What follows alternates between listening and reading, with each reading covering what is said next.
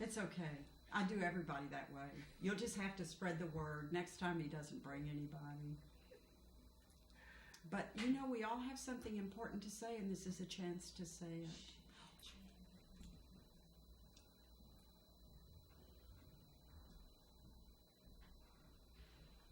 Good evening.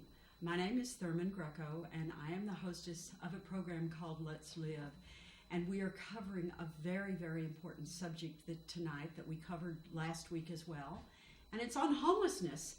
And it's extremely important now. The temperature outside is 30 degrees. I think last week it was about 9 when we did this program. And I have two wonderful guests. And I'm going to ask you to just tell us who you are first. My name is Salvador Altamirano Segura, and I work for Family of Woodstock. I'm the director of Adult Case Management Services. And we have another guest who's really was a surprise because we weren't sure that she was going to come this evening. And so what is your name, my dear? I don't even know your name. Sarah Evers. Sarah Evers. And you said you work in a homeless shelter? Yeah, I also work for Family of Woodstock, a homeless shelter. It's called the Family Inn on Thomas Street. Wow. And how many people are in this shelter? We have right now about, I believe, 28 residents. 28 residents. Do you have, now I know about Motel 19. You talked about, a few minutes ago, you were talking about how DSS has the waiting list. There's a waiting list, and as soon as you get an opening, DSS calls and sends a person over. Do you know how many motels there are in the Kingston area that house homeless people? I believe it's the Budget 19 and the Super Lodge. That's it. The Wenton, we get people. But the Wenton is in Socrates. Yeah. They place people also in other motels, the Colonial Motel in Kerhonkson, the Wenton Motel in Socrates. Then there is another one in Highland. There are several throughout the country. How much pressure are you guys having now for people who need shelter that maybe you didn't have last year? Is it easing up, or do you have more of a need? I don't know if there is a lot of difference between last year and this year, but there is a difference from a few years ago to now. It's more difficult to find affordable housing for individuals that are homeless or for families that are homeless. Part of it is the rent. The rent is higher than they used to be, and the income hasn't really increased. So I believe that it is more difficult to place people in, permanent housing nowadays. Well, I'm anticipating, and I guess it's my own negative thinking, but now that we have had the SNAP cards reduced, and we're cutting back on unemployment, and it's a continual thing. It's not through. It's going to happen again. We know it's going to happen sometime in 2014. There are going to be more cuts and more cuts. That we've reached a point now where you've got money for housing and gas. And you have to, gas is not something you can bargain with anymore because you've got to have gas to get to work. So if you have a job, you have to pay that bill. And everything else is secondary to that. Because if you can't buy the gas, you can't get to work. Right. And so if you cut back on the food stamps and you cut back on this and you cut back on that, then that just makes it much more difficult for the families. I would say that paying gas is a minimum portion. I believe there is a huge amount of working people and non-working people that do not have a car, so they don't have the cost of gas. Nevertheless, if you are receiving a grant from social services, for a single person is $446 a month. That needs to cover rent and whatever else expenses you might have. You also will get some food stamps, as you were saying, through SNAP. But it is not, $446 a month is really not much. Is there anything in Kingston that you can rent for $446? There are a couple of boarding homes where people can, as I was saying a few years ago, with a DSS grant, you were able to get your own room or even a studio or sometimes a one bedroom. Today, you have to share a room with another person or even more than one person, sometimes 3 people in one room with the DSS grant. So if you have a DSS grant for $446 and you're living in a room with another person or 2 other people, how much money do you have left for food? And does this room allow you any cooking facilities? No, the rooming places provide food, so food is included. They're like boarding homes type of place. So they get 3 meals a day, or 1 meal a day, or 2 meals a day? They get something in the morning. They get one good meal. Most times they're not in during the day. They'll be out and about. So I would say that lunch is not it's on them. They're not going to have any money left. To answer the question, there is not going to be any money to do much. But we're talking about homeless, and there is also working homeless, not just social services homeless. There is also, and there is the ones that have no income homeless. There are the ones that are working, but the income of families or individuals one really struggles to make a living. I see in my own situation, I have a job. I'm not able to really put money aside. We're living, and it's 2 incomes in the household. We pay our bills. Yeah, granted, I'm able to take like a week vacation here and there, but nothing fancy, nothing expensive. So I can see how when you're making minimum wages, or when you're making $9 an hour or $10 an hour, $400 a week, if you work full time, $400 a week minus taxes, you end up with like $300. It's not gonna cut it to support a family, to pay the rent, to pay electricity, to pay. Now everybody needs to be connected or wants to be connected. Cell phone bills, they're like, $100 and plus dollars. Everybody with their iPads. Anything happens, the car breaks down, a medical emergency, they need to replace something, somebody gets sick, forget it, there goes the job, there goes the housing. There goes everything. Exactly. Because when you are that close to the line, anything that happens is going to disrupt your equilibrium, your balance, and you're not going to be able. Everything is going to cave in, and then once that happens, it's so difficult to bring yourself back up to par. Absolutely. So, and when people come and stay in your shelter, how long do they stay? Well, DSS would like us to find them housing in 60 days. So we have a 60-day first contract. If we don't attain that goal in 60 days, we can ask for another extension.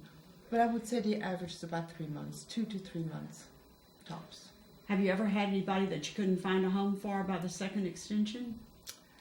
We had a few. There were large families, couple with 5, 6 children. Extremely hard to find housing, with four bedrooms. I mean, when you have 6 children, you need 3-4 bedrooms. It's very hard. So, but we managed, but it took a little longer. So you do find homes, and do you have rental assistance for these people? It's the same DSS grant for housing. So DSS provides their help. I work with, I provide services for the children, so I'm not 100% I'm familiar, but I'm not Yeah. like the professional when it comes to the grant. But my understanding is that DSS pays us for their housing while they're at the shelter, but once they move out, they have a rental assistance, they have food stamps, and they have Medicaid. That's So they basically have some kind of help to keep them until they're stable on their feet, is what you're saying. well, stable on their feet, meaning the DSS grant is going to help them find housing, and it's the same situation. I mean, our hardest population to find housing for is a single mom with a child, because it's so limited. It's, I think, how much, Sarah? $525. Mm-hmm.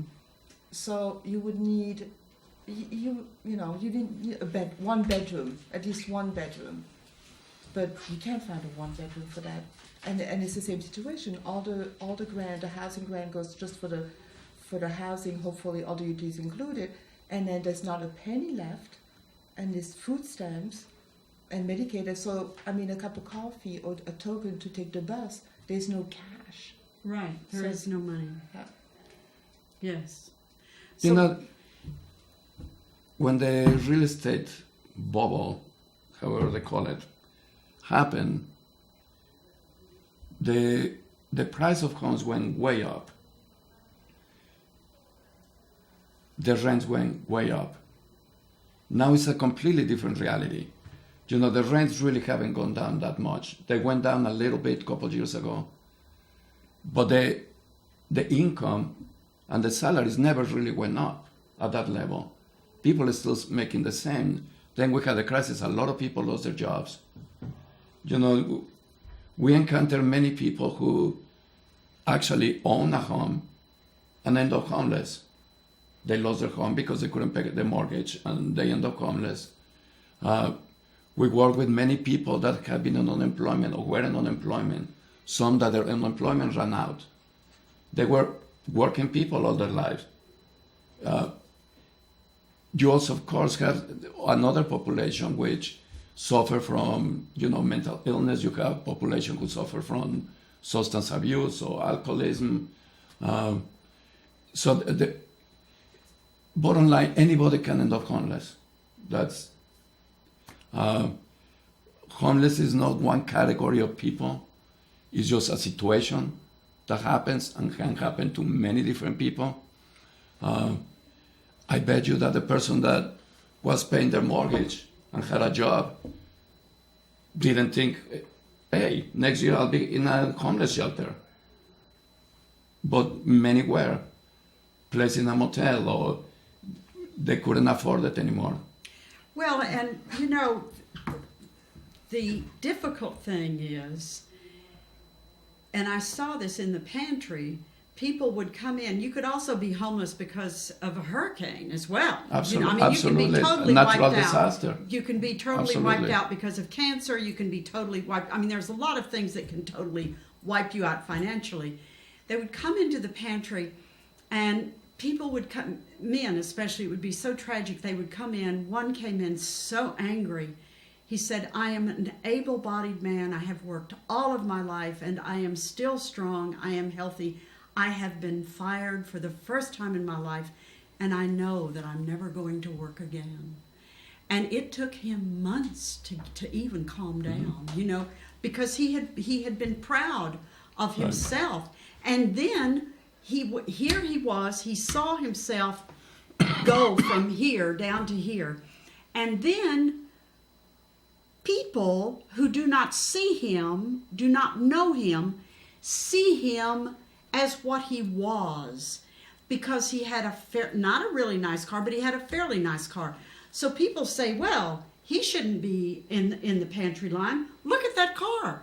Well, the car is part of the past. Right. The home is gone. They have no idea that here he is living in his car, and they don't know that. And then we have the same thing with college students. There are a lot of homeless college students. Nobody ever talks about that. Right. Young people living in their cars, as long as you can sign up for PE, you've got a shower. It's a really, and it's true, the housing bubble came and prices went down, but there's such a shortage in housing that rent didn't Absolutely. have to go down. And there's still a shortage. Even Of at the affordable prices. housing, absolutely. Even at these prices. It's amazing. It's like for a certain level of people, we're in a slump and we're never going to be able to get out. What is a person to do, Salvador? Hope. Hope. Let's not lose hope. You know, it's like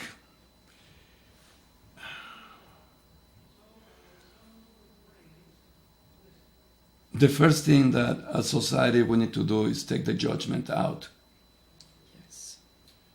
Because whatever is happening to anybody, it is a product of this society. It's not, you know, we like to call it the bad apple or the unadaptable or inadaptable or crazy or is a druggie or is a junkie or is a whatever, lazy, bombs, whatever. Nobody has walked in anybody else's shoes. And whatever a person is, it was brought as the result of the life experience which happens within this society.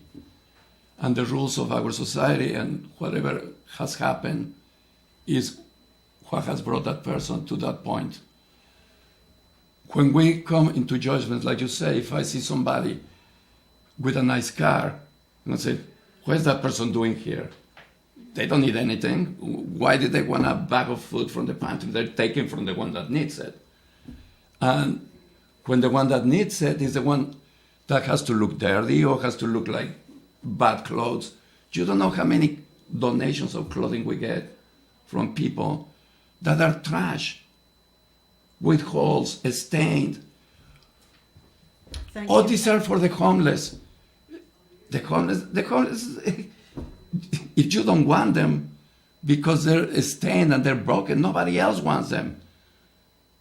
You know, because I don't want to wear this shirt anymore because it has a few holes. Somebody else will. The poor people. No, there is no poor people. They're people. They're individuals. And they deserve respect. If you're going to donate clothes, give them good clothes. You're not going to give them half a sandwich beaten up. Oh, you hungry? Oh, let me see. Here, have a few crumbs. Anyway, I'm sidestep jumping all over the place, but I do believe that the first step is to take the judgment out.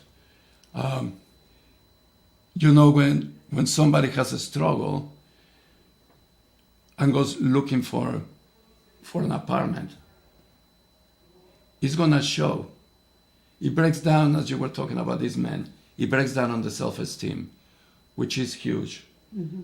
One of the things that we try to, as well in the shelter as through the programs that I oversee, is we really try to help people regain some self-esteem or attain some self-esteem. Some had never been nurtured. You know, some of them were brought up in like, you're not good. They were never good enough. They were not nurtured. They were not loved. Some were, but then things happen. But at the same time, once a person is down, they need to be nurtured and they need to be respected and accepted at the place they're at, and then assist them in the way they look to be assisted. You don't need to do for them what they can do for themselves. But whatever they need help with, they can let you know. You can ask. You know, sometimes we get phone calls from people that, oh, I just saw somebody in the street. Can you go help them out? They're really poor people. You know, if they need help, they're going to come see us or they're going to seek help. We need to listen. We really need to listen. And we need to listen what they're saying and what the needs are. Not impose what we think they should be doing. I understand that there are programs like DSS needs to have the regulations, of course. You know, I understand that things need to have some type of measurement. But But we do need to listen, and we need to look at that, and respect is what it comes down to, for me, at least my point of view. Well, I don't know how, respect is a term that I don't see in our culture anymore. There's no respect. You know, there's like, everyone seems to be self-absorbed. And of course, this is my age, you know, as you get older, I can remember my grandmother saying, you know, this country's going to hell in a handbasket. And I'm glad I'm this old because I'm not going to live to, you know. So we all hear this once you reach a certain age. But really, it's a cultural thing. And I see instances where business people and individuals are being disrespectful to other people simply because they can. Mm-hmm. I was in the pantry one day, and of course in the pantry over here in Woodstock, the Good Neighbor Food Pantry, and our line, you know, was forever, and they had us so we could only be in a certain part of the hallway. We had all these people stuffed in this hallway, and we were saying things like, well, you can't touch the wall, you have to stand right here, and it was like, you know, there's not a square inch left, we can't get a paper clip in here, and you won't let us, you know, step over this line. And someone walked in and said, none of you should be here. You should just all go out and get jobs. Well, where are we going to get work? Where are you going to get work? And then if you're homeless, somebody wants to know your address, what are you going to tell them? Yeah. That, you know, it's very difficult to get. There are many employed homeless people, but there are Absolutely. a lot of unemployed homeless people as well. Yeah. And you've got to have some kind of an address. Right. And of course, there are 3 places in Woodstock. There are 3 men in Woodstock who have given their address out to maybe 40 people. And these people are using these phony addresses so that they can, you know, so they can vote, so they can get mail, so they can whatever. Right. But the world is not full of people who are willing to share their address. Right. It's very difficult. I agree. What do you think is the most difficult thing that a homeless person encounters? Being ignored. Really? Being ignored? You see, invisible. Yeah. Let me relate you a little story. Please. When my daughter was 12 years old, I used to go take them back to Mexico. I'm originally from Mexico. Took one of her trips. 2 of my sisters, one of them is kind of well off nowadays. The other one, she's all right. But my daughter, being the only from the whole family, she's the only female. So my sisters, every time that we go visit, they would love to take her shopping. And they will buy her all kinds of things. Anyway, we got to Mexico. And we went to markets and through different neighborhoods in Mexico City. And we passed so many people on the street with their handouts, sitting outside churches, sitting on the sidewalk, inside the markets, asking for food. So when we came back, we were having a conversation with somebody, and I was telling her about the poverty in Mexico. And my daughter is like, what are you talking about? There is no poverty. They have the malls and everything. You see, we walked through all these people, and my daughter never saw them. Right. Never saw them.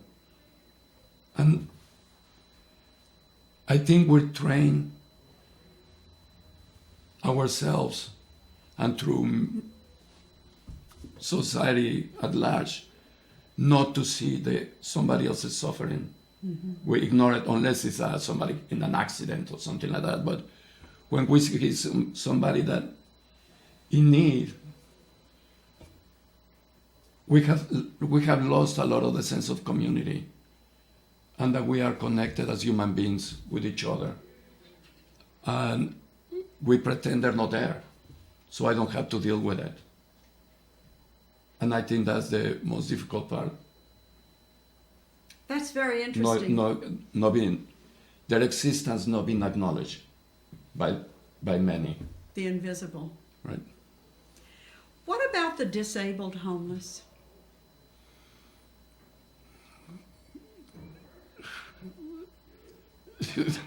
The disabled, in which way? There are disabilities. Absolutely. Absolutely. That's the point I'm making. Yeah. You've got it.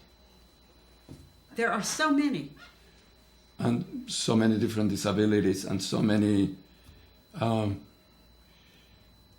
There are some mental illnesses that can shape or distort the perception of some if they don't take medication. With the medication, they can get kind of aligned with the rest of us. And it's very difficult for somebody on that circumstance to maintain a home or an apartment, or if they have delusions.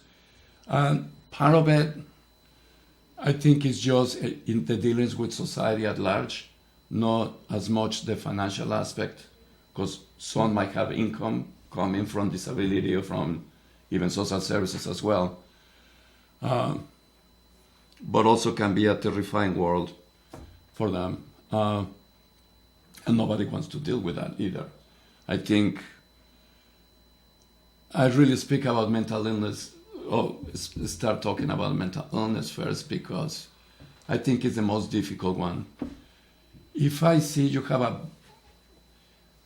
walk with crutches or with a wheelchair, I can see what your issue might be. I can see your disability is expressed physically. Mental illness doesn't necessarily show physically. And that's, I think, scares a lot of us when we don't know how to deal with somebody who's living in a world that is very different from my world, or the world as I understand it. And it can be freaky. So many landlords might not want to have somebody, with a mental illness at that level in their housing. And many people don't want to deal with them. If they see somebody talking to themselves on the street, take a loop, go from the side. Yeah. They don't want to talk to. And I think it's just fear, not knowing, lack of knowledge how to deal with somebody, because we don't see what the issue is.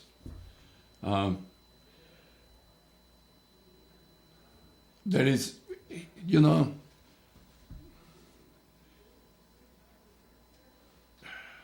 there are so many people that have physical disabilities as well, that are homebound throughout the county.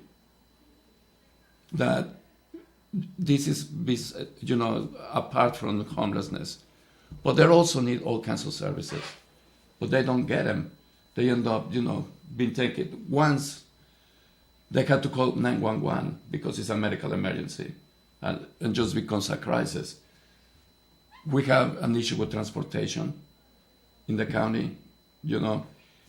I know there's been a lot of work being done and trying to get better service and better connection between towns and able to get to services.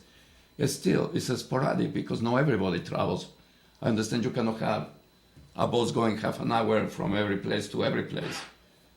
It's not sustainable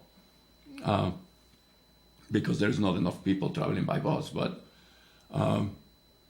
so it makes it difficult for many people that are spread throughout the country to get to services, especially if you live in the more remote areas of the county, not necessarily in like the cities, but if you live in Olive or Shokan, or you live in Modena or Carhonson, Accord, it makes it a lot more difficult to get to services, to go see the doctor,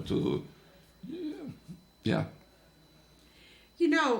Also, I think that as people, and I'm going to suggest, and tell me if I'm wrong, because you are in a facility where you see groups of people under a lot of stress.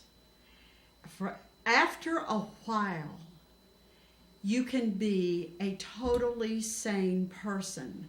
But when you start dealing with these insurmountable problems and you know in your gut they're probably not going to get any better, I think after a while the reality does change. I think people do go a little crazy, which to me is different from being mentally ill. I mean, they are just caving under the problems that are created by no place to live, working and not getting enough money to buy anything but gasoline, the food stamps being cut. I mean, how can you maintain your sanity? How can you maintain a realistic, upbeat attitude? Right. You know? Yeah. A person can start off sane, and I realize that mental illness is a problem that we're not dealing with in this country at all right now. I don't think, anyway. I was reading a statistic the other day that said that 25% of the people in our country are mentally ill. That's a huge number. And of course, I have no way of verifying that one way or the other. Well, you know, I really go back into community. And I believe that when I hear about the American dream and when I hear about how things were, I think the American dream was something shared. Is something that in the past people saw not just themselves achieving, but their neighbor achieving and their kids achieving. And it changed from seeing everybody achieving it to, I'm gonna get it. It became an individual thing. And there's a huge push to be number one, and there's a huge push to be the top. But disregard your partner, disregard your neighbor, disregard anybody else around you. The only one that matters is you. And when you come from that place, that only that matters is me, I can care less what happens to anybody else. I can care less what happens to you, to her, and to anybody, because I care about me, and that's that. When we do through that disconnect, and it's all about me, that's where we are, Mm-hmm. That's where we end up, not dealing with issues, and it's not me, so then it's a blame, because it's not happening to me. Well, I have no problem. You do. You solve it. Mm-hmm. You got yourself there. Look at me. I'm fine. Yeah. And I'm not going to resolve your issues. We need to act more as a community. We need to act more, and as a community, take responsibility and assume responsibility of what happens. It's not your fault. You did it to yourself.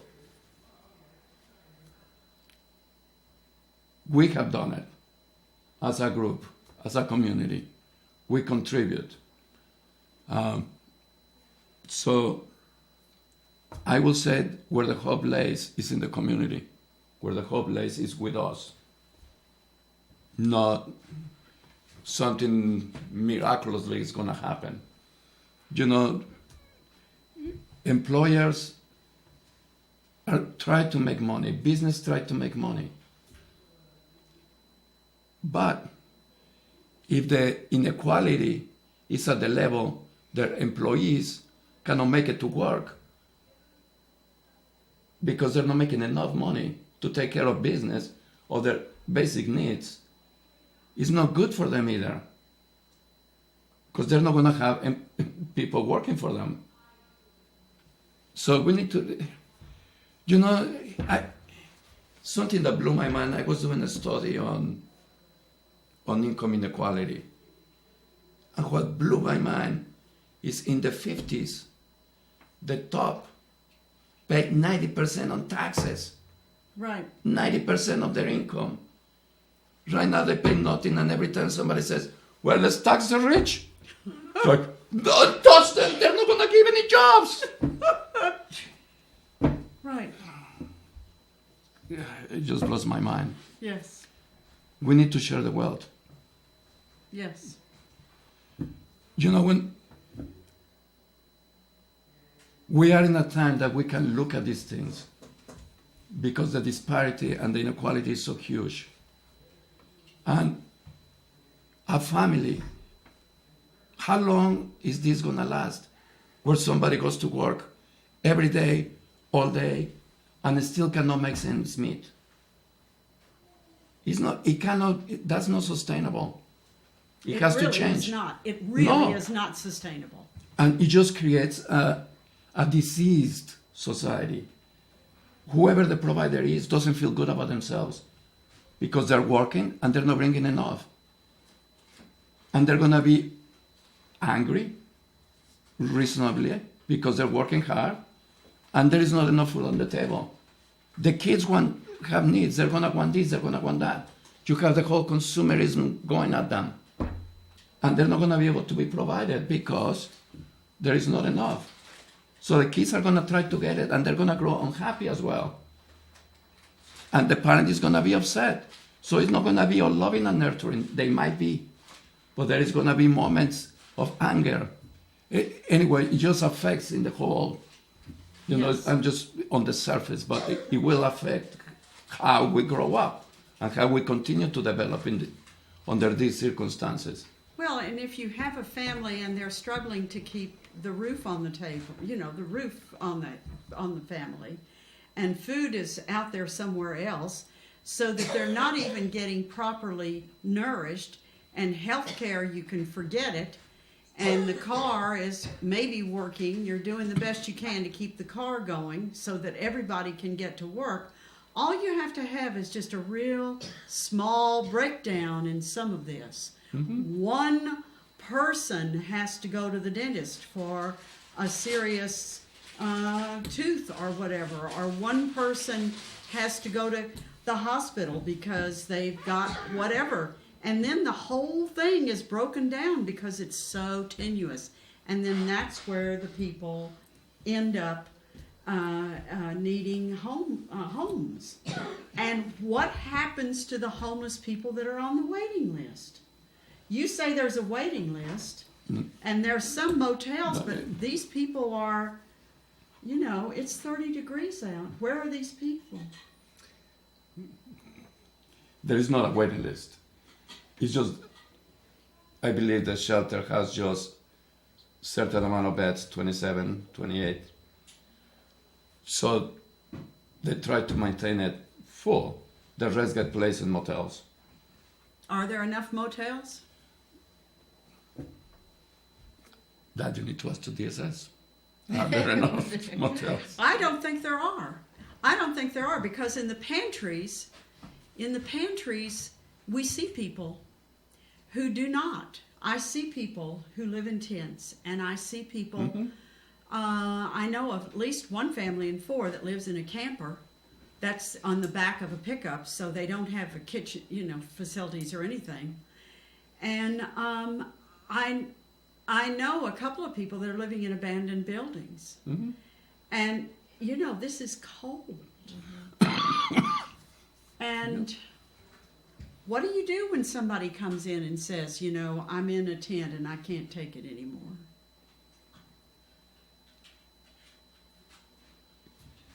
You send them to the motel? Again, it's all, we really do, when somebody comes into our offices, we do an assessment. You also have individuals that might not have documentation.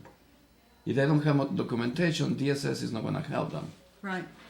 So DSS is out. So we try to be creative and see what resources they have. Sometimes they might have some resources that they're not aware of. And I'm not talking financial resources, I'm talking people. Yeah. Where they perhaps can stay. Most times people know what to do.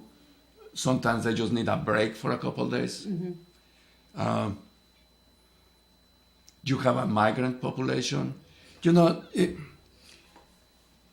part of it is DSS has many regulations. If you receive a grant from DSS, you also have to do certain things.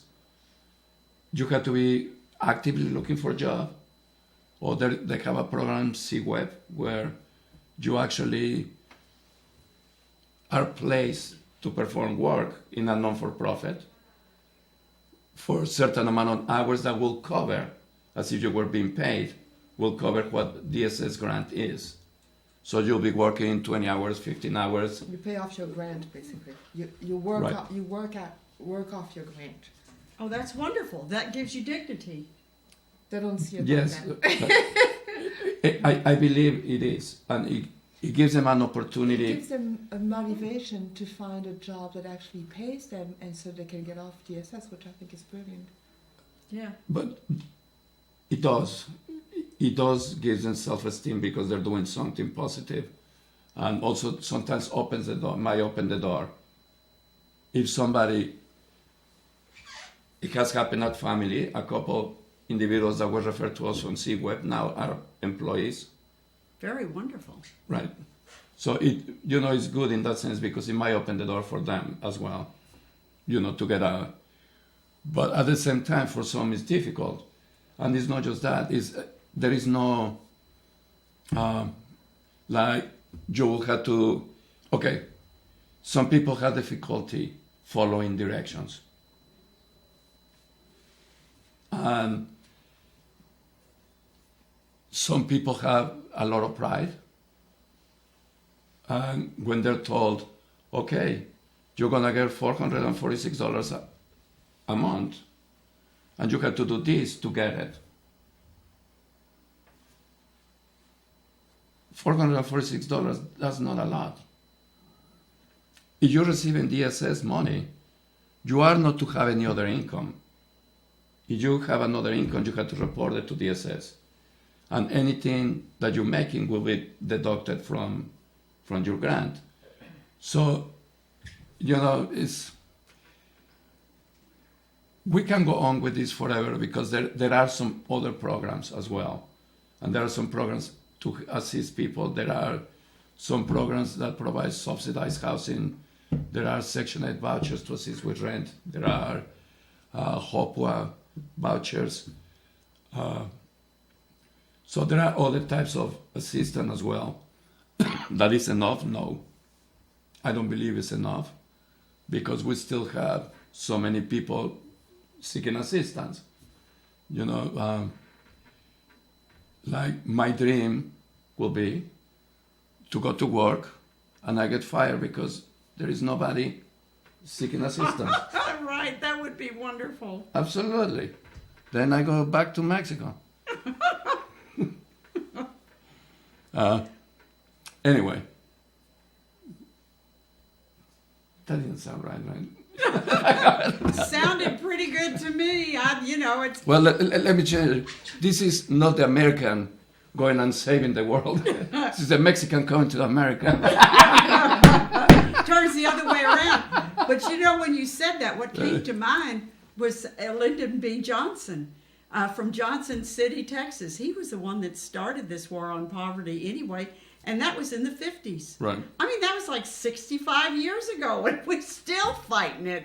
And I don't think we've won any skirmishes or battles or anything. Well, I think it was won back then, but things kind of reversed back to... Yeah. Somebody thought we won, but they didn't hang on to it. Going back to the mental illness portion, that I think according to the mental health, the population is becoming more mentally ill. Yes. The reason I can mention community is because I believe greatly that has to do, again, with the impact of not having a strong community. Yes. Lack of socialization, people left behind, people not being nurtured. We used to take care of each other, you know what I mean? It's like, hey, if somebody had a mental illness, it was kind of like more of a broad color to, now it's like, remove or medicate people. Pharmaceutical companies might have a lot to do also with a lot of people being diagnosed, Yeah. No, that's very true. Yeah. Somebody said to me, kind of humorously the other day, that person is suffering from a mental disease that has not yet been diagnosed. All right.